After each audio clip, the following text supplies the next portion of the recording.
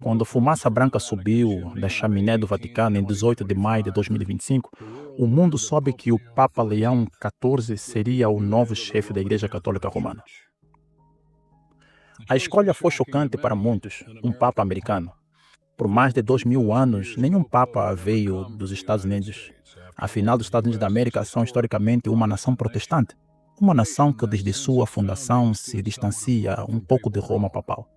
O facto de um cardeal da terra dos livres estar agora sentado no trono de São Pedro era quase impossível. Impossível. De facto, um relatório observou que era considerado altamente improvável que um cardeal do país mais protestante da história, os Estados Unidos da América, fosse eleito Papa. Mas aqui estamos. Porque os cardeais católicos fariam uma escolha tão ousada e sem precedentes? Alguns veem isso como uma jogada estratégica de construção de pontes. Ao escolher um americano, a Igreja pode estar estendendo a mão à cultura predominantemente protestante dos Estados Unidos da América, curando uma divisão que existe há séculos. Ela aproxima a Igreja Católica e a esfera americana mais do que nunca. E de um ponto de vista profético, isso é enorme. Apocalipse 13 retrata duas grandes potências trabalhando juntas no fim dos tempos. Um deles é o papado, um poder religioso mundial, análogo à primeira besta. E a outra são os Estados Unidos, uma nação poderosa que começa com um cordeiro, com princípios cristãos, mas depois fala como um dragão, análogo à segunda besta. Por fim, a profecia diz que o segundo poder fará com que a terra siga a primeira, até mesmo impondo adoração à imagem do primeiro poder. Em termos mais simples, os Estados Unidos se unirão ao papado para influenciar a lealdade religiosa do mundo. Agora imagine ter um Papa da América unindo de forma única essas duas entidades em uma figura. É como uma parceria profética incorporada em uma única pessoa. A liderança da Igreja Católica e a nuvem cultural da América estão subitamente integradas. O momento também é notável. O Papa Francisco, que era muito popular no mundo secular por suas posições de esquerda, falece. E então a Igreja muda para um novo Papa que provavelmente será mais conservador. Dada a escolha de um americano de uma ala tradicionalmente mais conservadora da Igreja. O Papa Francisco às vezes era chamado de Papa mais socialista por suas opiniões. Com sua morte, essa era termina.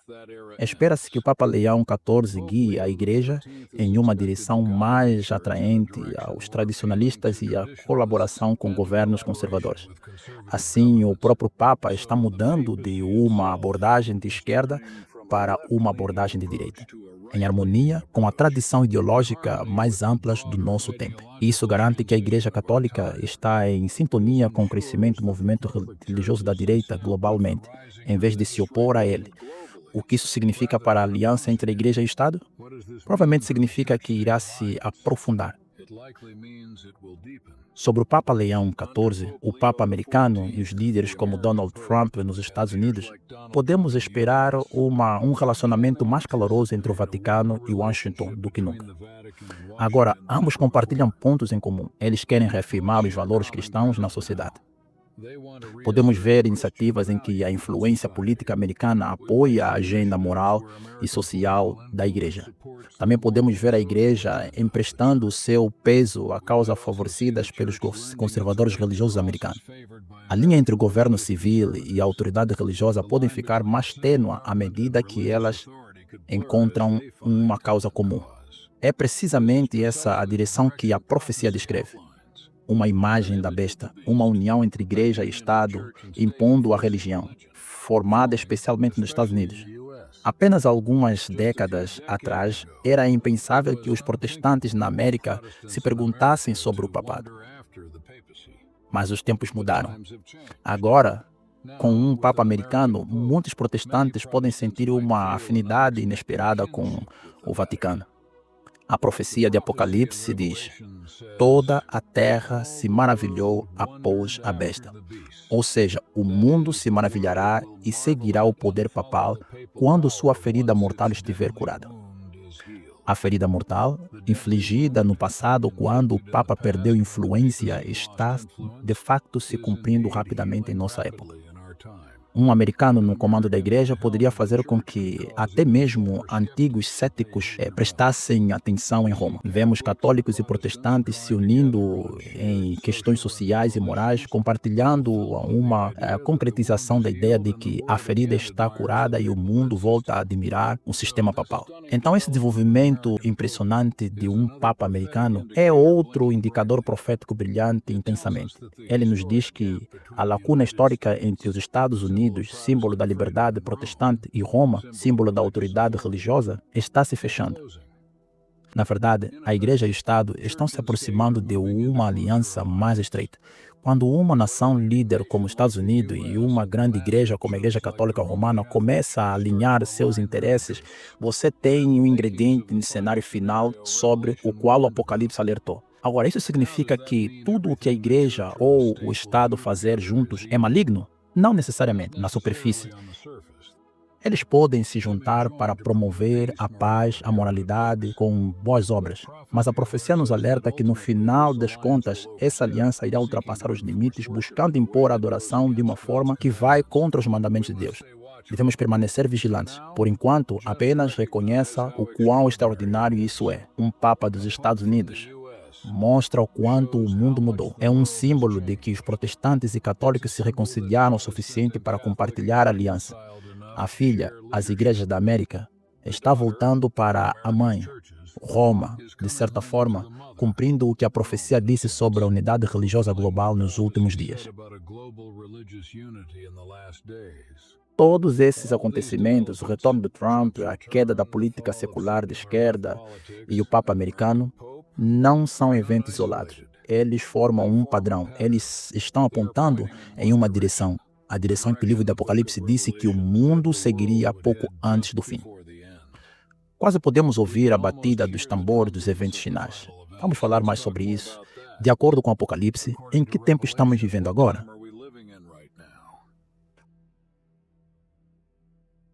O último livro da Bíblia, Apocalipse, revela os capítulos finais da história da Terra. Ele descreve cenas dramáticas, um poder bestial, exigindo adoração, uma mensagem de advertência a toda a humanidade, perseguição aos fiéis e, finalmente, o retorno triunfante de Jesus Cristo. Durante séculos, as pessoas se perguntaram quanto a essas profecias se tornariam realidade. Agora, quando olhamos para as mudanças surpreendentes de 2025, é como se as páginas do Apocalipse estivessem ganhando vida. O palco está montado e os holofotes estão acesos. A hora está próxima.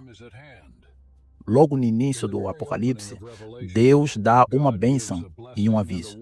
Bem-aventurado aquele que lê e os que ouvem as palavras desta profecia e guardam as coisas que nela estão escritas, porque o tempo está próximo. Isso significa que, na visão de Deus, os eventos finais podem acontecer rapidamente. Devemos estar prontos e, de fato, agora é a hora. As profecias estão se cumprindo rapidamente, uma a uma. O tempo falado, o tempo do fim, já está próximo. Considere os acontecimentos que discutimos através das lentes do Apocalipse. O mundo está caminhando em direção a uma ideologia unificada que mistura poder religioso e político. Apocalipse predisse uma coalizão da besta, um poder político-religioso, e da segunda besta, uma nação poderosa com influência global que imporia uma maneira singular de adoração. Apocalipse 13, 11 a 17. Com os acontecimentos atuais, podemos facilmente imaginar como isso poderá acontecer em breve. Vemos um renascimento religioso conservador na política, vemos a igreja e o Estado se aproximando e vemos a oposição secular desmoronando. O caminho para algo comum, um decreto global sobre adoração, impensável há alguns anos. Agora, não parece tão absurdo no futuro. Tudo o que testemunhamos, desde as oscilações políticas globais até o Papa americano, encoa um cenário de revelação. O próprio Jesus nos disse em Mateus 24 que nos últimos dias haveriam sinais significativos, convulsões políticas, enganos religiosos e a propagação do evangelho pelo mundo.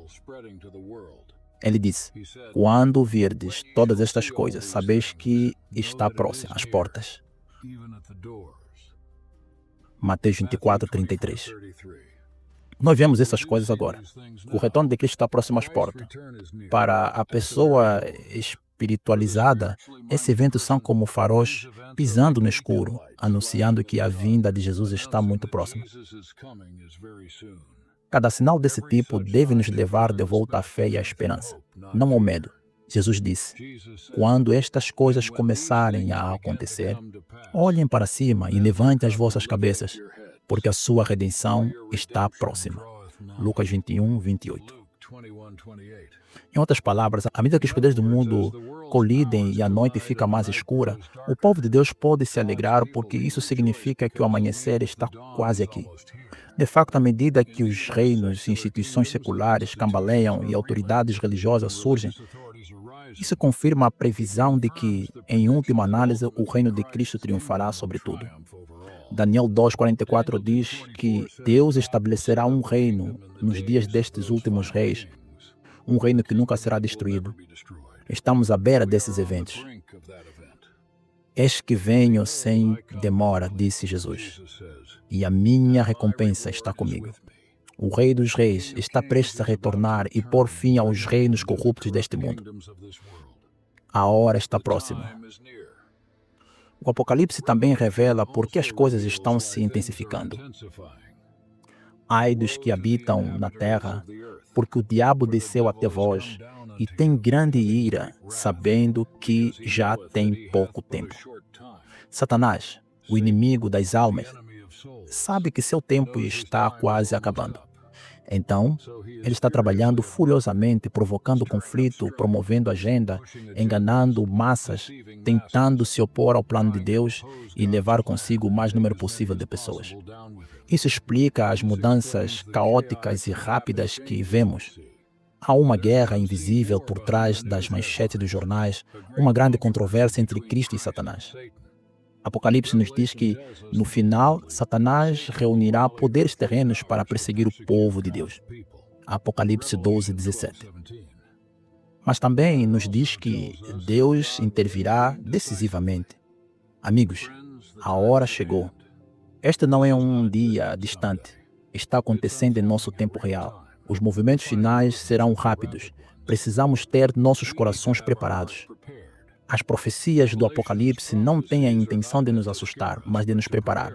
Deus quer que entendamos a hora em que vivemos para que possamos permanecer firmes em nossa fé e ajudar outros a entender o que está por vir.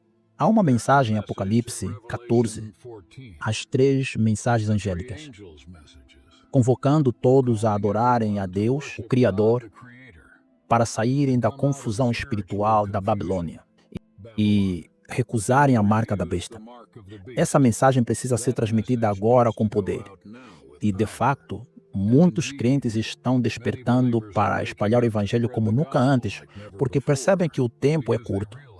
Os eventos mundiais são o nosso chamado para despertar. Se alguma vez houve um momento para se acertar com Deus, estudar Sua palavra e se apegar a Jesus, é agora. A porta da misericórdia ainda está aberta hoje, mas não sabemos por quanto tempo mais. Apocalipse 22, verso 11, fala de um momento em que os destinos são determinados. Aquele que é injusto, que continua sendo injusto. Aquele que é santo, que seja santo ainda. Logo depois disso, Jesus diz: eis que venho sem demora. Estamos nos aproximando desse momento solene. Os sinais ao nosso redor nos indicam.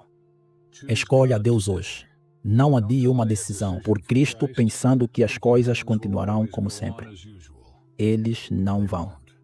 Estamos vivendo tempos extraordinários, tempos proféticos. Agora, passemos ao ponto final, que reúne tudo. Falamos sobre mudanças políticas e religiosas, mas por trás de tudo isso há um drama cósmico, o grande conflito entre o bem e o mal.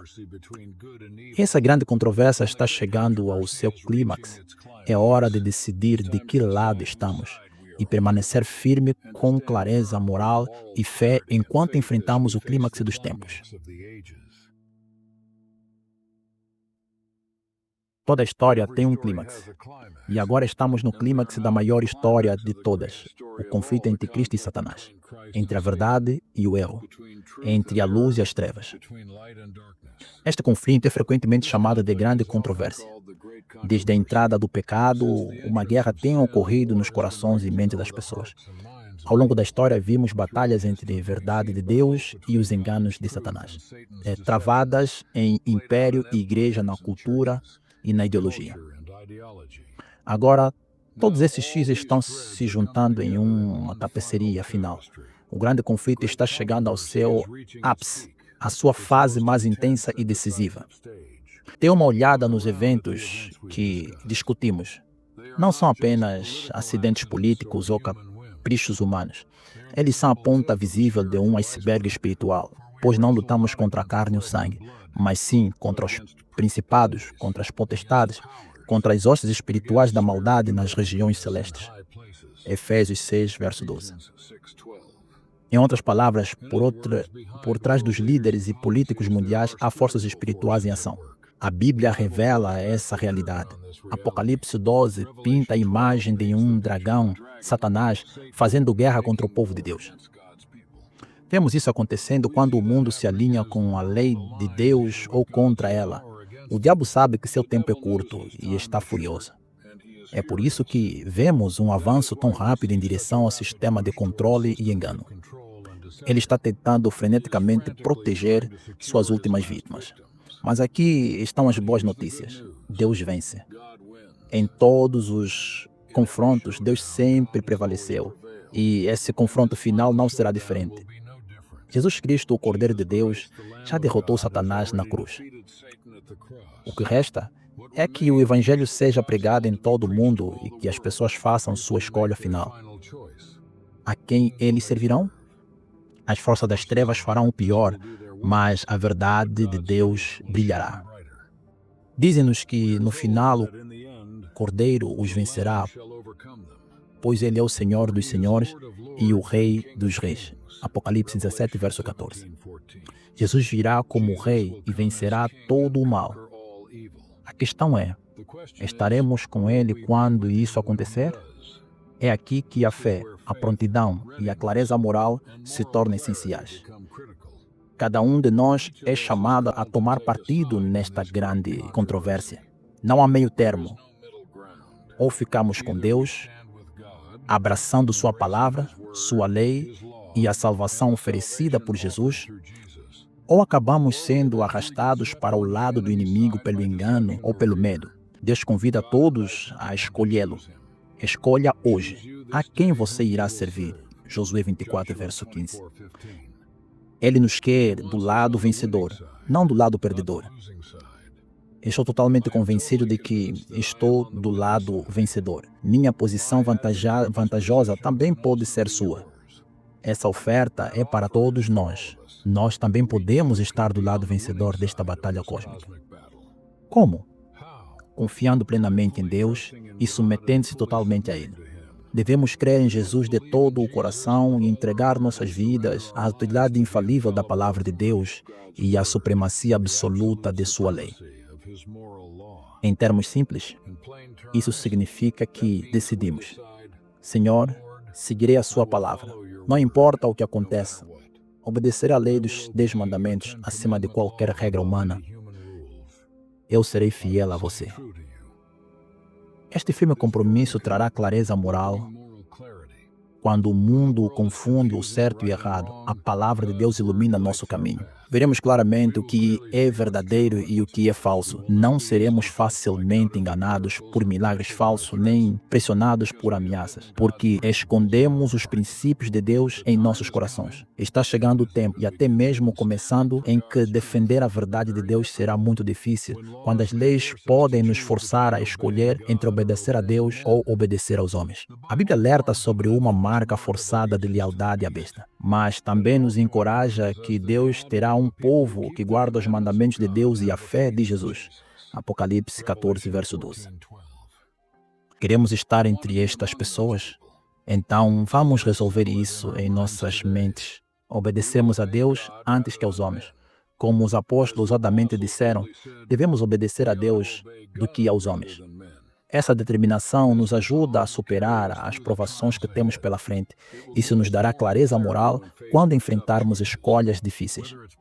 Seja popular ou não, devemos defender o que é certo, conforme definido pela palavra de Deus. E podemos fazer isso com esperança, não com medo, pois Deus prometeu estar com os seus fiéis. Se Deus está diante de nós, quem será contra nós? Romanos 8:31. Pense nisso.